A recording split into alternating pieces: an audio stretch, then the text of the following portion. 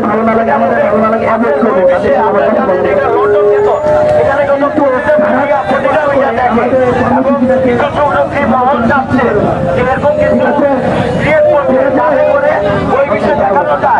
এই দেশ এখন আমাদের দখলে নাই।